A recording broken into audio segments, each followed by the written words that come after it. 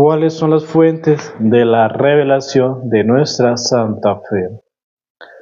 La Iglesia ha defendido siempre el carácter sobrenatural de la revelación, es decir, la ha considerado no como un producto de la conciencia individual o colectiva del hombre en evolución, sino que es una comunicación interpersonal de Dios con el hombre. ¿Qué nos está diciendo aquí? Que esta revelación es una comunicación entre quién, entre Dios y la humanidad a través de la historia. Y ese proceso ha sido un proceso progresivo a través de cada etapa del tiempo y que se llega en plenitud y se manifiesta de forma definitiva exactamente hace 2000 años cuando Jesús vino al mundo. La revelación no es una filosofía que el hombre se construye, sino una palabra divina que le viene desde afuera para instruirlo, para guiarlo, para interpretarlo. ¿Qué quiere decir? Que esta revelación que viene por parte de Dios nos viene aquí a instruir, nos viene a guiar y nos ayuda a interpretar qué nos quiere decir el Señor. Supuesto este carácter de la revelación que tiene su origen en una fuente distinta del sujeto que la recibe, cabe preguntarnos, ¿y cómo podemos encontrarla hoy de un modo completo y seguro? Entonces, para saber cuáles son estas fuentes de la revelación, vamos a desarrollar los siguientes puntos. Primero, la respuesta cristiana es clara aunque compleja. Entonces, la primer fuente divina es Cristo. Palabra definitiva del Padre, entregó su verdad y su gracia a la comunidad de los discípulos, para que ellos la transmitieran a los hombres de todas las generaciones. ¿Eso qué nos quiere decir? Que Papito Dios, Dios Padre, le reveló todo el plan divino, la forma de salvar a la humanidad, a su Hijo Jesús, y Jesús, cuando estuvo aquí en la tierra con nosotros, reveló esta fuente divina a quienes, a sus apóstoles, a sus discípulos, y esos discípulos o apóstoles se la transmitieron a todas las generaciones de uno al otro a través de la tradición. Y para poder hablar sobre este tema, vamos a tomar Mateo 28, versículo 18 al 20, que nos dice lo siguiente: Se me ha dado todo el poder en el cielo y en la tierra, y haced discípulos a todos los pueblos, bautizándolos en nombre del Padre, y del Hijo, y del Espíritu Santo, enseñándoles a observar todo cuanto yo he mandado. Mirad que yo estoy con vosotros todos los días hasta la consumación del mundo. Por consiguiente, la comunidad de los discípulos, es decir, la Iglesia, ha recibido la revelación cristiana íntegra y completa para transmitirla fielmente, inalterable a todos los hombres. Entonces, ¿qué nos está diciendo aquí el tema? Que Jesús, Papito Dios, Dios Padre, mandó a Jesús a cumplir una misión aquí en la tierra, que era a darnos a conocer la fe, a darnos a conocer el plan de salvación. Recordemos que este plan de salvación se había venido anunciando desde el Antiguo Testamento, a través de los profetas y demás, pero se llegó en plenitud cuando mandó a Jesús a revelarnos tal como es el tema de la salvación. Y esta fe, esta doctrina que hemos recibido a través de Jesús a los discípulos, de los discípulos a través de las generaciones, entonces la Iglesia es la encargada de ¿qué? De transmitir fielmente el mensaje de Jesús a la humanidad a través de la historia. Como segundo elemento de revelación es de que la revelación cristiana es pues un depósito sagrado que la Iglesia ha recibido, que no le es propio, el cual su función de la Iglesia ante ese mensaje tiene que es de realizar, custodiar fielmente y celosamente para poderlos devolver en toda su integridad original, es en la esencia del depósito. Entonces lo que nos está diciendo como segundo elemento, que Cristo depositó este mensaje salvífico en las manos ¿de quién? De la Iglesia. Y la Iglesia católica, como cabeza, el Santo Papa, ¿qué tienen que hacer? Custodiar, transmitir esa fe de generación en generación sin cambiarle el plan original. Como tercer elemento tenemos que este fuente de salvación tiene la garantía de que la Iglesia será fiel en la conservación del depósito de la revelación sin que ésta se contamine. No recibe el tema de que la Iglesia sea garante de la misma, sino a pesar de que la Iglesia está compuesta por hombres frágiles, pecadores, que sufren, que están enfermos, a pesar de que todo este depósito de esta fe está en manos de la Iglesia, compuesta por la humanidad, por estos hombres encabezados por el Papa, la garantía que nos da que este plan de salvación es fiel y que se va a cumplir hasta el final de los tiempos es porque el mismo Jesús está presente como cabeza de la Iglesia y es guiado a la Iglesia por el Espíritu de verdad hasta el final de los tiempos. Él nos lo dijo en San Mateo 28, 18, 20, en San Juan 14, 16 y San Juan capítulo 16, versículo 13. La revelación no llega al hombre de hoy directa inmediatamente, sino a través de un depositario vivo y garantizado que es la Iglesia. Aquí nos está diciendo que la fe no es de que nos llegue inmediatamente un pensamiento aquí a la cabeza y ya creímos de una, no. Dios utiliza como la Iglesia como instrumento, como sacramento, para que la misma Iglesia sea la que nos eduque, nos guíe, nos oriente y nos corrija con amor eterno, como una madre corrige a sus hijos, pero también que nos enseña. Pero que esa fe que enseña la Iglesia no es la fe de la Iglesia, sino la fe de quién, la misma que Dios Padre envió a Jesús y de Jesús a sus discípulos y de los discípulos a las demás generaciones a través de la historia.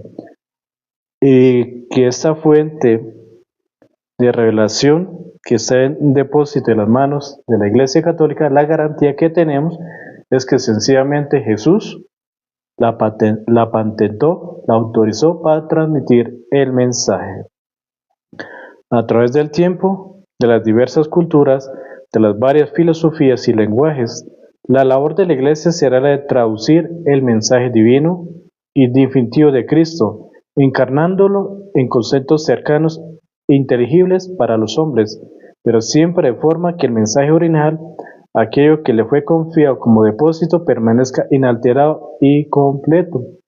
Entonces, ¿qué nos está diciendo en esta parte? Que a través de la historia, teniendo en cuenta las diversas culturas que existen en el mundo entero, la Iglesia, ¿qué hace? Transmitir el mensaje con aquellas palabras que se utilicen en ese ambiente, porque el lenguaje que utiliza, por ejemplo, los canadienses es muy distinto al lenguaje que utilizan los colombianos, y eso en base a la diversidad de culturas. Entonces lo que hace la Iglesia es poner las palabras adecuadas conforme al lugar donde se está dando a conocer la fe, pero sin perder el mensaje original. Esta es la respuesta cristiana. La Iglesia es el lugar en el que la revelación ha quedado depositada. Es decir, la Iglesia es el instrumento autorizado para su transmisión fiel y por consiguiente para su recta interpretación. Un punto muy importante es que la Iglesia es la única autorizada para interpretar la palabra de Dios.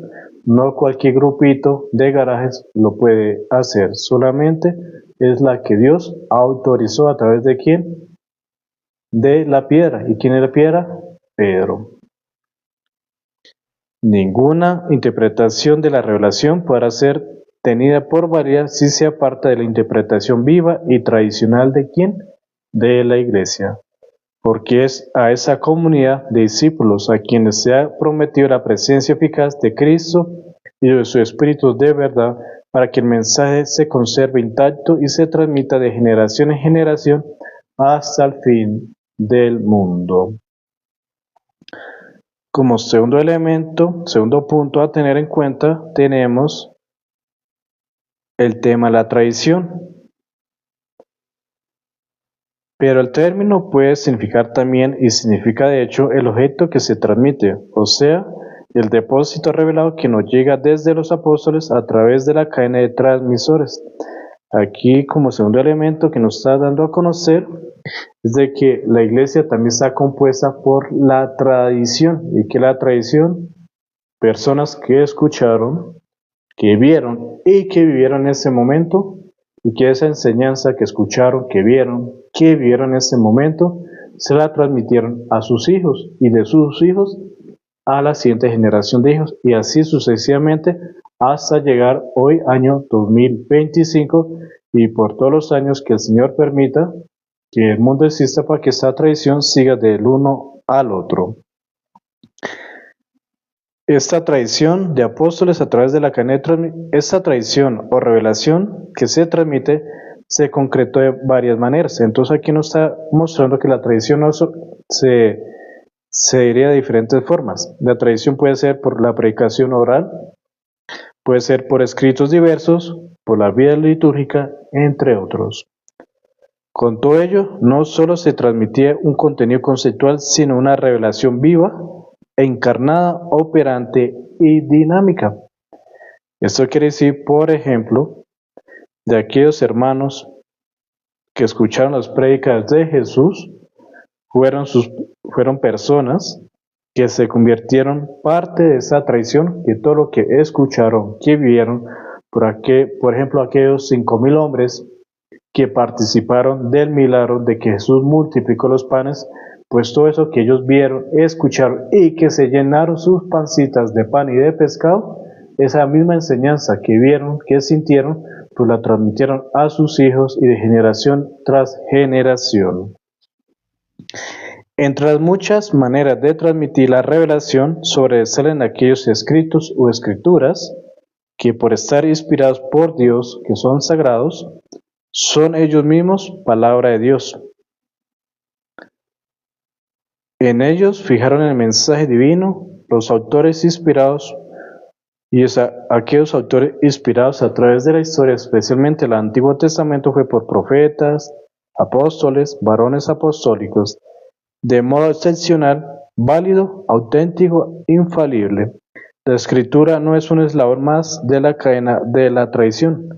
Recordemos que antes de ser escrito fue porque alguien escuchó, vio, o por la sencilla razón de que Dios utilizó a determinado profeta, a determinado varón apostólico, para escribir algo en relación a las cosas de Dios. Los otros monumentos son monumentos humanos, que necesitan una garantía añadida para saber si realmente son o no son la verdad tradición del depósito revelado. La escritura, por el contrario, toda la escritura y cada una de sus partes es palabra de Dios y refleja infaliblemente el contenido de su revelación. Es decir, que toda palabra que fue inspirada por Dios y escrita por los profetas, por los santos varones, es una palabra que no se puede entrar en duda si es o no es, porque es directamente de la fuente que es Dios. Como segundo elemento, tenemos que la escritura no puede suprimir la tradición. ¿Por qué razón? Es posterior a ella y necesita de ella para ser rectamente interpretada, porque la escritura ha nacido de la tradición. Es decir, volvemos al mismo tema, que para poder haber escrito la Biblia fue primero porque alguien escuchó, vio o fue inspirado por Dios. Diríamos que es tradición fijada en escritos inspirados por Dios, no como palabra muerta, cuyo sentido está a merced de privadas interpretaciones, sino en el contexto de una tradición que es viva, la única que puede conocer su alcance y su verdadero significado. El hecho mismo de la existencia de libros inspirados y de su amplitud no lo conocemos sino por la tradición. Por lo tanto, es decir, la tradición y la escritura se complementan mutuamente. A la pregunta, pues, ¿dónde tiene la Iglesia el depósito de la revelación? La respuesta es doble. Entonces, el depósito de la fe de la Iglesia Católica Universal está compuesta por la Escritura y la tradición. La Escritura es la norma suprema de la fe de la Iglesia por ser palabra inspirada por Dios, pero es inseparable de la tradición en la que nace y a la que infaliblemente testifica. A su vez, la tradición es inseparable de la Escritura. Sin embargo, la Escritura sería muy difícil no extraviarse entre la multitud de tradiciones que pretendían arrogarse el nombre de tradición. Como tercer elemento, otra cuestión que es distinta al saber si la Escritura contiene todas las verdades reveladas, de forma que la tradición no añada a la Escritura sino la explicación autorizada. Aquí nos está diciendo que la Iglesia toma la tradición, pero especialmente esta tradición que es explicativa, es decir, de lo que se vio, que se explique y se escriba. Y entonces recordemos que el canon de la Sagrada Escritura está compuesta por dos libros que se dividen el Antiguo Testamento y el Nuevo Testamento. Y estos son libros sagrados porque han sido inspirados por Dios. Es decir, fueron escritos por respectivos autores a través de la historia bajo el influjo divino de tal naturaleza que por razón de él puede decir que Dios es el autor del libro sagrado. Entonces el conjunto de los libros inspirados se llaman el canon de las Sagradas Escrituras. Entonces, de esta manera, hemos visto que la fuente de la revelación está compuesta en lo que Dios Padre enseñó a su Hijo Jesús, Jesús a sus discípulos y los discípulos a través de los sucesores, a través de la historia, que la fuente de revelación está compuesta por el magisterio de la Iglesia, que es la encargada de enseñarnos, de educarnos, de dirigirnos, pero esta fe no es la fe que sea compuesta de la Iglesia, sino simplemente que es depositaria, que tiene el punto clave de administrarla, de que el mensaje de salvación que Dios nos dio a conocer a través de la historia, tanto del Antiguo como del Nuevo Testamento, se cumpla en plenitud, pero poniéndola a cargo a la Iglesia, quien sea la que se encargue de educarnos, de guiarnos, de enseñarnos, de corregirnos, tal como lo hace una verdadera madre. Y que la tradición, esa tradición puede haber sido visual, verbal, por escucha y por vivencia, y que esta tradición se tiene en cuenta de la tradición explicativa. Y por último, que el canon de la Iglesia, el canon de la Sagrada Escritura se compone de lo que ya conocemos como el Antiguo y el Nuevo Testamento. Para el día de mañana, si Dios nos lo permite, vamos a ver los cánones del Antiguo Testamento y el Nuevo Testamento. Este es un tema aparentemente, entre comillas, algo complicado de entender, pero si le ponemos atención es fácil de entender. Hay que pedir mucho Espíritu Santo para que nos ayude a guardar estas enseñanzas, y cuando nos lleguen nuestros hermanitos separados a tocarnos la puerta, que buenas que vengo a traerle la buena nueva, a enseñar la doctrina, pues antes de que ellos empiecen a hablar, nosotros nos defendamos y no nos dejemos engañar por las enseñanzas del maligno, utilizando sus payasitos que son los hermanos separados. Ofrecemos una salve a la Santísima Virgen María, en acción de gracias por cuidarnos, por protegernos, consagrando nuestras vidas bajo el amparo y la protección de ella. Dios te salve María, llena eres de gracia, el Señor es contigo, bendita tú eres entre todas las mujeres, y bendito es el fruto de tu vientre Jesús. Santa María, Madre de Dios, ruega por nosotros los pecadores, ahora y en la hora de nuestra muerte. Amén. Gloria al Padre, al Hijo y al Espíritu Santo, como era un principio, ahora y siempre, por los siglos de los siglos. Amén. Bajo tu amparo nos acogemos, Santa Madre de Dios, no desprecie nuestras oraciones, antes bien, líbranos de todo peligro, oh Virgen gloriosa y bendita. Amén. Imploramos la bendición de Dios, Padre eterno, séllanos con el fuego del Espíritu Santo, con la sangre preciosa de nuestro Señor Jesucristo, en el amor de la Santísima Trinidad, los santos abuelitos. Amén. Por la señal de la Santa Cruz de nuestros enemigos, líbranos, Señor Dios nuestro. En nombre del Padre, del Hijo, del Espíritu Santo. Amén.